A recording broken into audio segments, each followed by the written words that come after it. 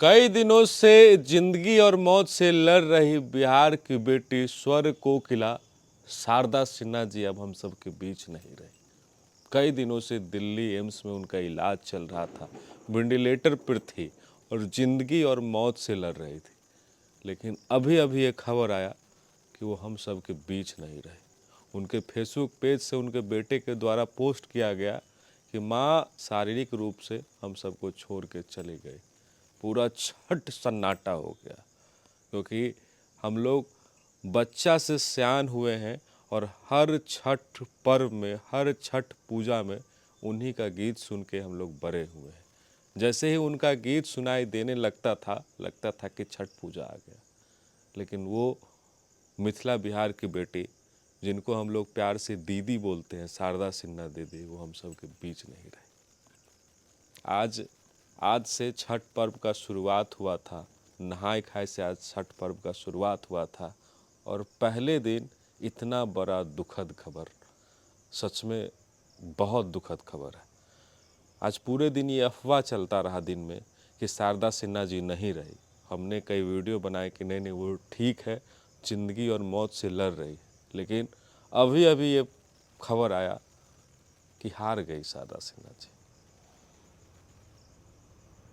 1-1.5 महीना पहले उनके पति का देहांत हो गया, जिसके बाद लगातार वो सदमे में थी, लगातार वो बीमार चल रही थी। और आज का वो दिन है जो हम सबको छोड़ के चले गए। उनके गीत जब बजता था शादी विवाह में तो लगता था कि शादी विवाह का माहौल है।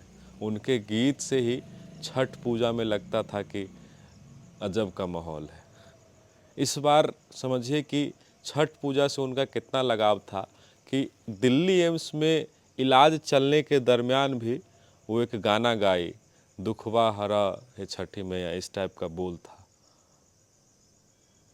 खुद स्वस्थ नहीं थी लेकिन फिर भी वो छठी मैया के लिए गाना गाती है।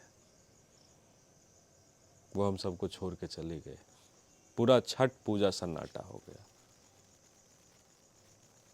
सोशल मीडिया पे उनके फेसबुक पेज पे उनके बेटे के द्वारा ये पोस्ट किया गया कि शारीरिक रूप से अब माँ हम सब के बीच नहीं रहे। मतलब जिनके वजह से छठ लगता था कि छठ आ गया, जिनके वजह से शादी लगता था कि शादी का पूरा माहौल है, वो मिथिला की बेटी अब हम सब के बीच नहीं रही। पता नहीं कैसे अब छठ मनेगा। पूरा छठ सन्नाटा हो गया,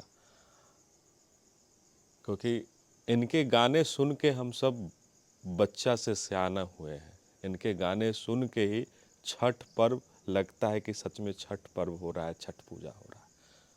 वो शारदा सिन्हा जी अब हम सब के बीच नहीं।